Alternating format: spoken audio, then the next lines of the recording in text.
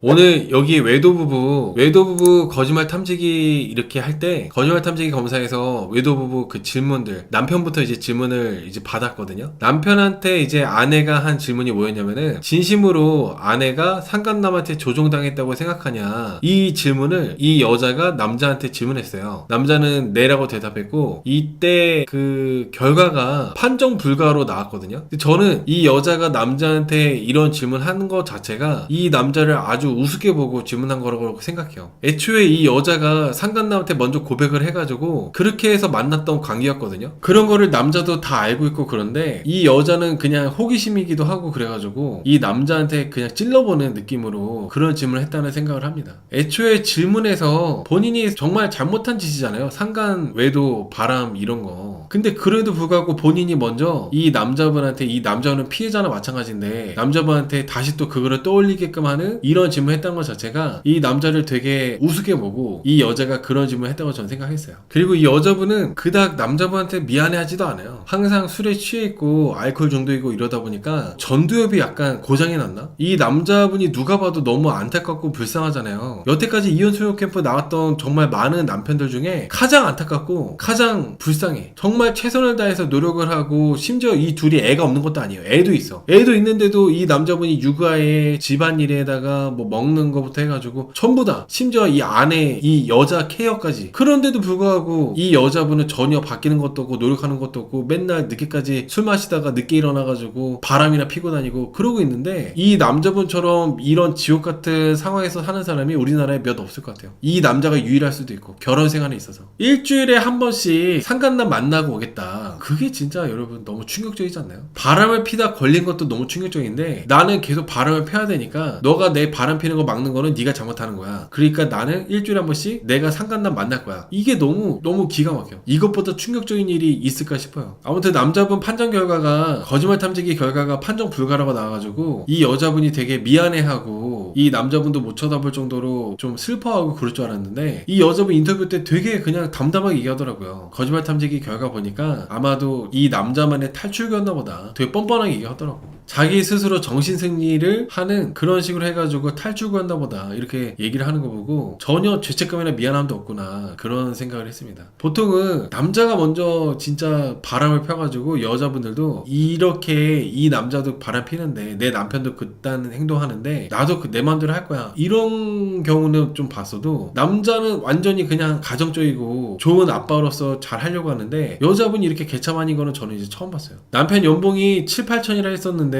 조정할 때 보니까 실질 자산이 2,600이라는 게 이해가 안 갔습니다. 대출 아닌가요? 대출이 많이 껴있다 보니까 그래서 그런 거지 않나 생각해요. 그리고 여러분, 맞아, 이어서 거짓말 탐지기에서 두 번째 이 남자한테 했던 질문이 뭐였냐면은, 아내가 무슨 짓을 해도 다 끝까지 책임질 거냐, 이게 두 번째 질문이었어요. 그때 이 남자분이 아니요라고 대답했는데 이게 깔끔하게 진실로 나왔습니다. 이 남자분이 아니요라고 대답한 이유가, 이미 이 남자분은 마지노선이다. 내 마지노선은 자해하는 거, 그리고 술을 못 끊는 거, 그게 이제 내 인내심의 마지노선이라고 하더라고요. 나는 할 만큼 했다, 이렇게 얘기를 하던데, 저는 이 여자분이 되게 미안해할 줄 알았어요. 근데 이 여자분은 뭐 미안해한다거나 그런 게 아니라 당황만 하더라고. 그리고 누가 봐도 이 남자분이 진실이라고 하는 거에 있어서 아무도 이 남자분 탓하거나, 당연히 미리 진작에 이렇게 이 여자분을 책임을 지지 말았어야 된다, 이렇게 생각하고 있었는데, 여자분은 이 남자가 자기를 책임지지 않을 거라고는 전혀 상상도 못하고 있었더라고요. 당연히 책임을 질 거라고 생각하고 있었나봐. 이 여자분이 자기가 극단적인 선택도 자주 하고 우울증이 있다고 했는데, 저는 정말 우울증 있는 사람들은 일단은 이혼 수녀 캠프에 나오기도 불가능하고, 나온다 하더라도 상대방이 나를 책임지고 안 책임지고 이런 거를 그렇게까지 더 중요하게 생각하고 그러지 않는 걸로 알고 있거든요. 당연히 이 사람이 나를 책임져 줘야 된다, 이런 생각을 우울증 있는 사람들은 못하는 걸로 알고 있는데, 이 여자분은 이효선 선생님과 상담할 때도 본인이 뭐 자해를 하고 있다, 극단적인 선택도 몇 번 시도했었다, 뭐 이런 얘기 할 때 이효선 선생님이 눈 깜짝하지 않고, 너는 죽을 사람 아니다. 머리도 염색도 화려하게 하고 서클 렌즈에다가 손톱도 그렇게 화려하게 하고 하는 거 보면은 무슨 죽을 사람이 너처럼 화려하게 하고 죽냐, 너는 죽을 사람 아니라고 딱 얘기한 게 정말 너무 공감되고 그 말이 맞는 말 같아요. 우울증이라는 것 자체가, 물론 제가 이제 우울증이 있어 본 건 아니지만은 유튜브나 이런 데서 본 걸로 이제 얘기를 해보자면은, 계속 심연으로 떨어지는 느낌? 덜컹하는 기분이 계속 이어지는 기분이 하나도 나아지지 않고 계속 뭔가 다운되는 기분? 그런 기분이라고 하더라고요. 근데 그런 기분의 상태에서 어떻게 남자랑 술을 마시고 남자랑 불륜을 저지르고 어떻게 그렇게 합니까? 아무튼 남자가 아니오라고 대답한 것 때문에 책임을 지지 않겠다. 무슨 짓을 해도 내가 책임지는 거는 이제 안 한다 라고 하는 거에 이 여자분이 당황하는 것도 저는 너무 어이가 없었어요. 당황할 자격이 없다. 진작에 이 남자분은 1년 전, 2년 전에 때려쳤어야 돼요. 근데 아이도 있고 하다 보니까 그만두질 못한 거죠. 여자분이 충격받을 자격도 없다고 생각해요. 본인이 그렇게 바람피고 행동 똑바로 잘못해놓고 똑바로 못하고 잘못을 그렇게 많이 저질러놓고 남자가 당연히 나를 책임져 준다? 그런 말도 안 되는 사상이 어딨어. 술을 끊을 의지가 있냐고 물어보는 거에 대해서도 바로 그냥 아니오라고 대답하더라고요. 거짓말 탐지기 검사에서. 출연자 여자 중에 최악이라 생각합니다. 저는 남녀 통틀어서 최악. 오죽하면 서장훈 씨도 그 얘기 하던데요. 보통은 술을 끊을 거냐고 질문하면은 방송이니까 일단은 끊겠다고 얘기하고 집에 가서 다시 술을 먹고 그러는 경우는 많이 있었어도 이번에 여기 이 외도부부 아내처럼 술 끊겠냐는 질문에 바로 아니라고 대답한 사람은 유일하다고 최초라고 이렇게 서장훈 씨 얘기를 했어요. 그리고 남편이 본인을 버리지 않을 거냐고 남편이 본인을 버리지 않을 거라고 믿냐고 이 질문도 있었는데 이 여자분이 대답한 거는 남자분하고 정반대로 네라고 대답합니다. 남편은 계속 나를 버리지 않을 거다. 저는 가끔 이런 관계는 비워내는 것도 상당히 인생에 도움을 크게 많이 준다고 생각합니다. 아이도 안 돌보고 자해하고 맨날 알코올 중독에다가 바람까지 피고 그 불행 종합 선물 세트나 마찬가지인 이 여자분하고 계속 오기로 결혼 생활을 이어가는 거는 저는 막 그렇게 좋아 보이진 않아요. 때로는 이혼이 아이하고 나한테도 정말 최선의 현명한 선택일 수도 있는 거기 때문에 남자분이 오기로 이 여자분을 붙잡고 있는 게 저는 좀 안타깝고 답답했어요. 아무튼 남편은 본인을 그렇게 안 버릴 것 같다고 생각하면서 반대로 외도 여자 이분한테 서장훈 씨가 물어봤나 그랬을걸요. 남편이 무슨 짓을 했어도 남편을 절대 떠나지 않을 거냐, 남편을 절대 안 버릴 거냐, 이거를 이제 역으로 질문했을 때 분명히 이 여자분이 남자는 나를 책임질 거라고 생각을 하고 있으면서 바로 입장이 바뀌니까 살다가 안 맞으면 헤어질 수도 있는 거라고 그런 식으로 얘기하더라고요. 좀 여자분이 너무 양심이 없는 것 같아요.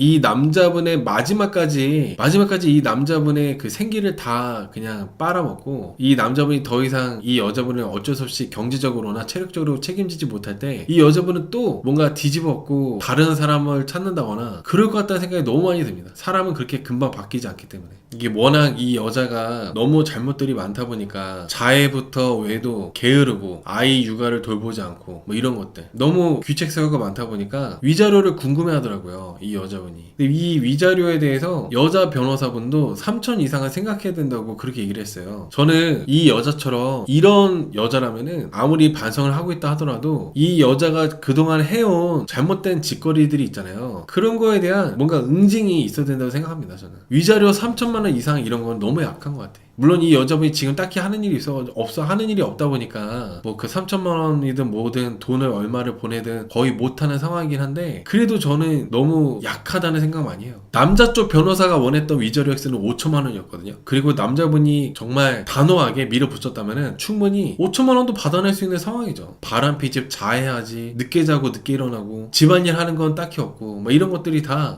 귀책 사유다 보니까 아마 남자 변호사분도 일반인 치고는 거의 맥스나 마찬가지로 5천만 원을 부르신 것 같아요. 그리고 양육권 부분도 여자분은 이제 아이를 본인이 못 키운다, 안 키운다고 했는데 남자분이 키운다 했거든요. 근데 변호사한테 얘기할 때 보면은 뭐라고 얘기했냐면은 양육권을 만약에 내가 가져간다면은 나는 내 와이프, 내 전처한테 면접교섭 해주기 싫다. 아이도 혼란스러울 것 같고 나도 보고 싶지 않다. 면접교섭도 아예 안 하고 싶다. 이렇게 얘기를 했는데 변호사분께서 무슨 말이냐면 면접교섭을 해야 된대요. 어찌 됐든지 간에 면접교섭은 상대방이 원하면 해줘야 되는 게 그게 법이다 보니까 안 된다고 하더라고. 면접교섭 못하게 하는 거 안 된다고. 근데 여러분 이혼할 때 보면 저는 정말 이혼을 한 사람도 많이 봐왔잖아요. 슬프게도 서로 네가 키워라 하는 경우가 은근히 많아요. 이혼할 때 보면. 그리고 면접교섭 있잖아요. 면접교섭도 내가 너한테 양육비 안 보낼 테니까 너도 굳이 우리 애 나한테 보여주지 마라. 나 애 안 보고 살 테니까 양육비도 받지 마. 근데 이거를 또 딜하는 여자분들이 계세요. 나도 어차피 전 남편 꼴도 보기 싫었는데 그래? 그러면 나도 오히려 잘 됐다. 내 애를 친아빠지만 너 안 보여주고 너한테 양육비도 안 받고 양육비 얼마 되지도 않는 거. 그냥 나는 내 아이만 키우겠다. 이렇게 해가지고 사는 분들도 은근히 많다는 거. 현실적으로. 물론 나중에 여자분이 생각 바뀌어가지고 너 양육비 그동안 안 준 거 다시 보내 하면은 아마 받아낼 수도 있을 겁니다. 양육비는 피할 수가 없어. 무조건 줘야 되는 거야. 마찬가지로 면접교섭도 똑같아요. 면접교섭도 피할 수 없어. 무조건 내 아이를 이혼했다면은 만나야 되고.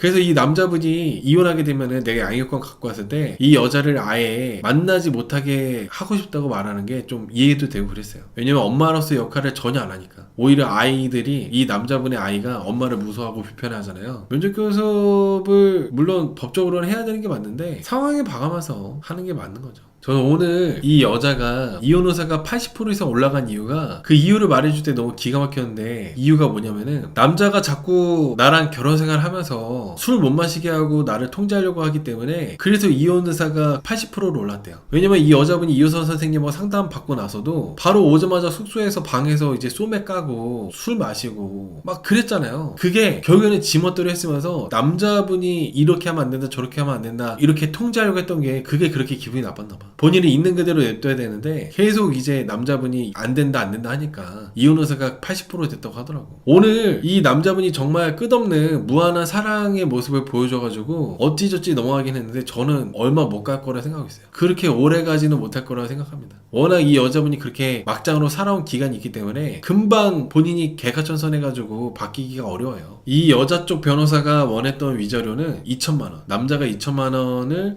우리가 너네한테 2천만 원 주는 거까지는 괜찮을 것 같다 그렇게 얘기했는데 남자 변호사분은 무슨 소리냐 5천만 원 받아야겠다. 근데 여기서 여러분들이 또 재밌게 볼 수 있는 거는 흥정을 하는 거죠. 일부러 정말 말도 안 되게 낮은 가격을 일단 깔아놓잖아요. 그러면 그 가격이 기준이 돼요. 내가 먼저 선수 쳐가지고 위자료 얼마 주겠다 이렇게 선수 치게 되면은 그 액수가 기준 돼가지고 그렇게 되는 거거든요. 먼저 말도 안 되는 금액에 이제 먼저 불러놓고 절충하는 것까지 미리 생각해가지고 제시를 하는 거죠. 변호사분들끼리 그런 식으로 수싸움을 하는 느낌이 들었어요. 아무튼 남자 변호사분은 5천만 원을 제안해냈거든요. 그 5천만 원 달라고 하겠다 이렇게 남자한테 얘기했는데 변호사분 얘기 듣고 남자분이 하는 말이 나는 위자료 안 받겠다. 아내가 아무것도 없는 상태이기 때문에 그냥 영으로 시작하길 바라는 마음에서 나는 위자료도 안 받겠다 이렇게 얘기하더라고. 저는 아까 제가 얘기했던 것처럼 지나치다 싶을 정도로 너무 친절하거나 선해 보이는 사람 오히려 경계하는데 이 남자분은 그 경지를 넘어선 것 같아요. 이 여자분이 어떻게 이렇게 막장으로 막 살고 자해까지 하는데도 계속 이렇게 한없이 사랑해주고 그럴 수가 있지. 아무튼 위자료를 남자분이 안 받는다고 하니까 이 여자가 안도했다고 하면서 한숨 돌리는 모습이 나왔어요. 위자료 끝까지 받아낸다고 얘기 나왔어야 되는데 여자분이 새 출발하려면 돈도 필요하고 하니까 나한테 돈을 주면은 이 여자분은 빚밖에 없고 그러잖아요. 먹고 살 수가 없으니까 그냥 위자료 안 받는다고 한 거죠. 누구보다 받아야 되는 분이 안 받는다고 해버린 것 같아요. 근데 이게 어쨌든 간에 방송 자료로 남아있잖아요. 나중에 실제로 이 자료를 근거로 해가지고 이혼을